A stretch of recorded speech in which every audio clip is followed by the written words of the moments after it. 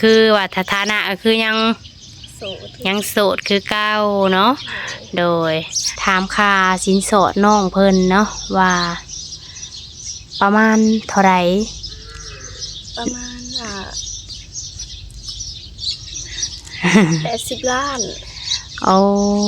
ค่าสินสอดนี่80 ล้านเนาะโดยแล้วมียังแน่น้องล่ะมีคำ3 บาทงัว2 โตโอ้ค่าสินสอดนี่80 ล้านกีบเนาะแม่นคำ3 บาทโดยงัว2 โตโดยป้าเถอะหนุ่มโสดของเฮาหรือว่าป้าทั้งหลายสิสู่ไว้บ่เนาะ เปิดภาพมากระพบพ่อกันกับสาวโสดเฮาคือเก่าเนาะ สถานที่บอนเก่าแต่ว่ามุมใหม่พี่น้องเอ้ย โดยสบายดีเด้อเนาะสบายดีโดย พบพ่อกันอีกมื้อนี้กะผู้จบผู้งามคือเก่าพี่น้องเอ้ย เป็นจังไดน้องล่ะมื้อนี้ไปทางใดมาตะลินน้ำมือมาแต่เล่นกินข้าวกินน้ำกับหยังมื้อนี้กินตำมะฮุ่งแล้วก็ปิ้งปลาโอ้ของแซ่บบ้านเฮาเนาะอาหารที่ว่ากินแล้วแบบบ่เบื่อง่ายเนาะกินได้แบบว่ามื้อเว้นมื้อกินได้นะถ้าว่าเป็นอาหารประเภทนะมันสิเบื่อง่าย มามื้อนี้ก็บ่มีหยังหลายเนาะทุกคนมาสิมาถามข่าวมาอัปเดตน้องเพิ่นว่าเป็นจังใดหลังจากเปิดอกเปิดใจเนาะมีหนุ่มๆทักเขามาหาอยู่บ่หรือว่าแนวใดเนาะตอบเสร็จทันอยู่บ่ เป็นอะไรน้องล่ะก็มีคนดีอยู่จริงจังใส่ใจน้องนะโดยความหมายว่าตอบเสร็จทันอยู่บ่หลังจากเปิดใจไปเลยมีหนุ่มทักเขามาหาหลายอยู่บ่โดยก็หลายอยู่ส่วนหลายนี่สิเป็นแบบหนุ่มทั้งหลายน้องล่ะฝั่งไทยเนาะ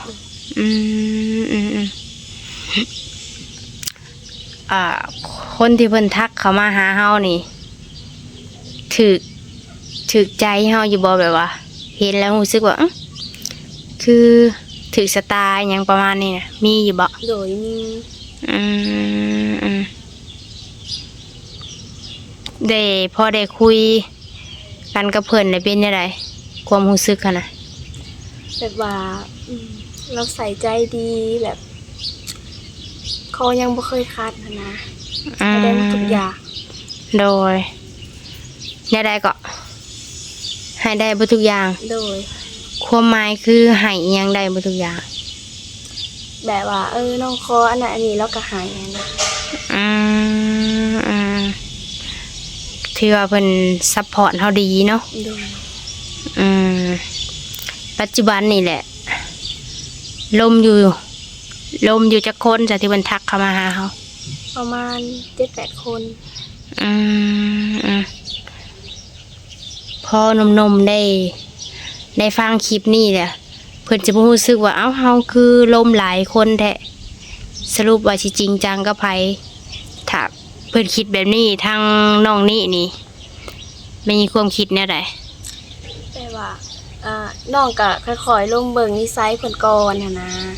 แต่ว่าคนใดดีคนใดจริงจังกับน้องก็พร้อมไปด้วยโดยตอนนี้ว่ามีคนที่ว่ารู้สึกว่าโอเคแน่ล่ะบ่โดยก็มีอยู่แต่ว่าเฮาก็ยังกำลังคุยเนาะหรือว่าเปิดใจมานี่ได้ยังบ่ทันฮอดพอเดือนเนาะนะโดยแม่ก็ค่อยๆล่มค่อยศึกษาไปก่อนก็คือน้องเพิ่นเว้าสาเหตุที่ว่าลมอยู่หลายคนก็คือว่าน้องเพิ่นก็เปิดโอกาสให้ตัวเองแล้วก็ให้กับคนที่อยากลมกับน้องเพิ่นเนาะแบบว่าเฮาการที่เปิดใจนี่ก็ต้องเลือกสิ่งที่ดีที่สุดให้กับเจ้าของอยู่แล้วเนาะ หนุ่มบางคนว่าอีหยังเฮาต้อง เขาต้องมาเป็นตัวเลือกอะนะ น้องนี่ว่าเนี่ยได้ ตัวได้บ่ เป็นอะไรน้องหล่าแบบว่าเพิ่นมักหึงมักหวงเฮาอยู่บ่หรือว่าเนี่ยได้ บ่ อืม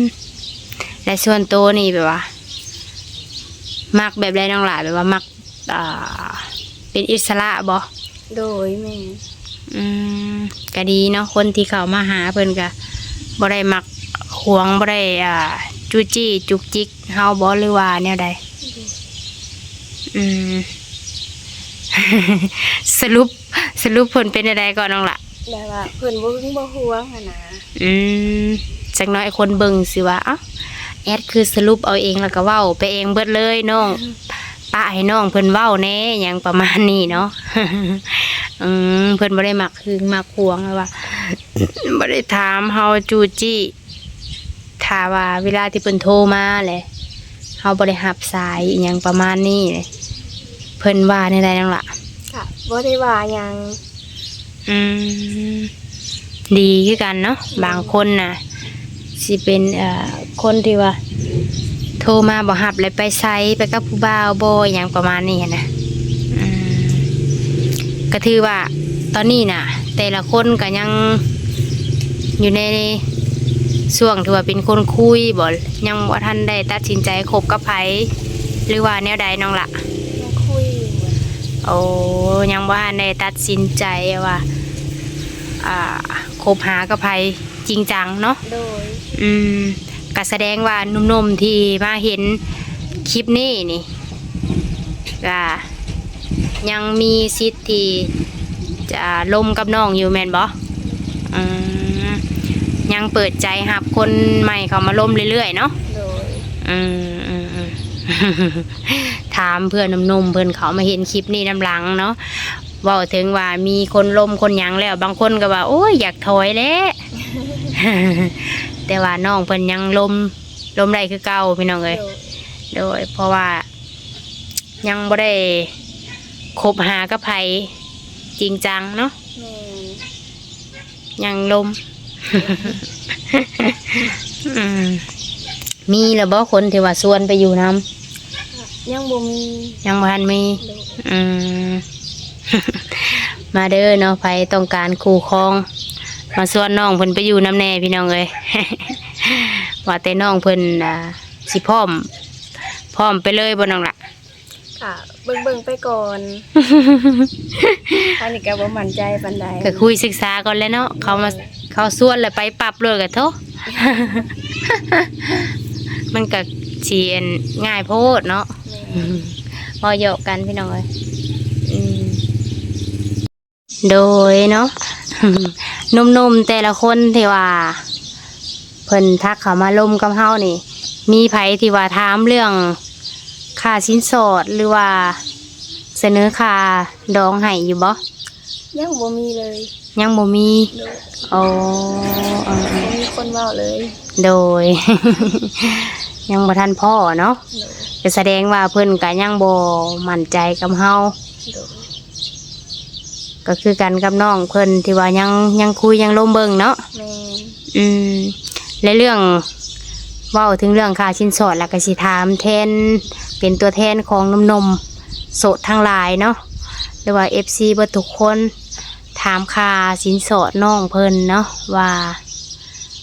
ประมาณเท่าไหร่ ประมาณ80 ล้าน เอาค่าสินสอดนี่80 ล้านเนาะ โดย และมีหยังแน่น้องล่ะ มีคำ3 บาทงัว2โตว เอาค่าสินสอดนี่80 ล้านกีบเนาะ แม่น คำ3 บาท โดย งัว2 โตว โดย ป้าเถอะหนุ่มโสดของเฮาหรือว่าป้าทั้งหลายสิสู่ไหว้บ่เนาะคำ3 บาทนี่ก็บาทหนึ่งตกอยู่40,000ปลายหรือว่า50,000แล้วว่าจักเนาะบ่ได้เบิ่งราคาทองแต่เฮิงแล้วพี่น้องเอ้ย3 บาทนี่ก็ตกอยู่เกือบแสนแล้วว่าจักเนาะ โดย 80 ล้านนี่ก็แสนกว่าแล้วรวมงัวอีกตีไป ค่าเดินทางก็ประมาณ300,000 บาทเนาะ โดย เป็นหยังคือเอาตั้งค่าสินสอดประมาณนี้รู้สึกว่ามันพอดีหรือว่าแพงสำหรับน้อง ก็พอดีได้สำหรับน้อง โอ้โดยกะบ่แพงน้องเพิ่นว่ารู้สึกว่าราคาประมาณนี้กำลังดีเนาะ โดย พอดีว่าซั่น แต่ว่าหนุ่มๆหรือปลาของเฮานี่สิสู่ไหว้บ่เนาะลองคอมเมนต์กันเข้ามาเบิ่งพี่น้อย ถามค่าสินสอดไว้เพื่อว่าสิมีแรงบันดาลใจไว้ว่าเก็บเงินเนาะไปที่ว่ามักฮักน้องเพิ่นนะฮักจริงวางแต่งเนาะ โดย สิได้ฮู้ว่าเก็บเงินมีเงินตอนนี้มีเงินในบัญชีซ้ำนี้นี่ใกล้สิขอแต่งได้แล้วบ่เนาะ อืมแถวนี้นี่ขะดองนี่ประมาณนี้เบิดบ่น้องละหรือว่าแนวใด สูงสุดก็มี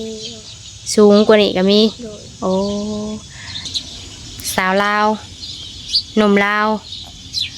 แต่งกันนี่ค่าสินสอดก็สูงประมาณนี้บ่หรือว่า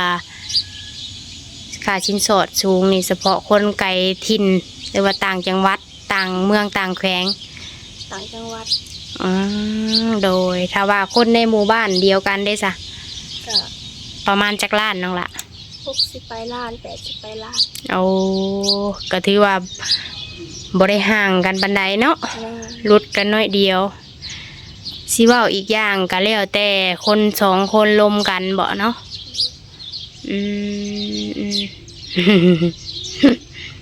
อืมที่คนในครอบครัวนี่หรือว่าญาติพี่น้องนี่มีไผแต่งค่าสินสอดฮอด80 ล้านนะบ่น้องล่ะ โดยมี โอ้มีเนาะแสดงว่าทางน้องทางบ้านน้องเพิ่นนี่ค่าสินสอดนี่แพงกว่าแถวบ้านแม่นายนภาได้เนาะ โดย โดยก็คือน้องเราเว้าหั่นแหละและค่าสินสอดซำนี้ฮะก็บ่ได้ถือว่าแพงกำลังเหมาะกำลังพอดีกับยกที่ว่าเงินเฟ้อเนาะ โดย ไอ้หยังมันก็แพงแม่นบ่ แม่ ค่าจัดงานค่าซื้อนั่นซื้อนี้ อืมเป็นกำลังใจให้หนุ่มๆคนใดที่ว่ามักหักในตัวน้องเพิ่นเนาะเป็นกำลังใจให้เก็บเงินค่าสินสอดจะได้มาขอน้องเพิ่นแต่งเนาะ โดย เนาะก็คือได้ฟังน้ำกันนั่นแหละพี่น้องเลยเรื่องค่าสินสอดหรือว่าเรื่องคนคุยเพิ่นกะ ตอนนี้คือว่าสถานะก็คือยัง โสด โสดคือเก้าเนาะโดย คือเพิ่นล่มกันยังบ่ทันได้ตัดสินใจล่มจริงจังกับหนุ่มคนใด โดย กะที่ว่าหนุ่มที่เห็นคลิปน้ำหลังก็ยังมีสิทธิ์ที่ว่าทักทายโอ้ลมน้ำน้องอยู่แม่นบ่ โดย น้องเพิ่นยังเปิดใจรับนมเข้ามาลมใหม่อยู่เนาะ โดย ผู้ที่ว่าเห็นคลิปมาผู้ที่เห็นคลิปน้ำหลังหรือว่าผู้ที่มาก่อนก็ยังมีสิทธิ์เท่าเทียมกันแม่นบ่น้องละ โดย ก็สิประมาณนี้ทุกคนเลยไผที่ว่าเห็นคลิปน้ำหลังมักฮักในตัวน้องเพิ่นเนาะสนใจอยากลมก็ทักเข้ามาหาน้องเพิ่นได้พี่น้องเลยลองโอ้ลมกันเบิ่งเนาะ โดย โดยสำหรับคลิปนี้ก็สิได้ขอตัวจบคลิปก่อนเนาะไว้พบพ่อกันในคลิปหน้าทุกคนเลยถ้าว่ามีอีหยังใหม่ๆสิมาอัปเดตให้เบิ่งอีกเนาะหรือว่าก็สักได้หลายมือก็สิมาเจาะเบิ่งน้องเพิ่นอีกนะ มาเยี่ยมยามถามข่าวใหม่เนาะสำหรับคลิปนี้ก็ขอกล่าวคำว่าสบายดี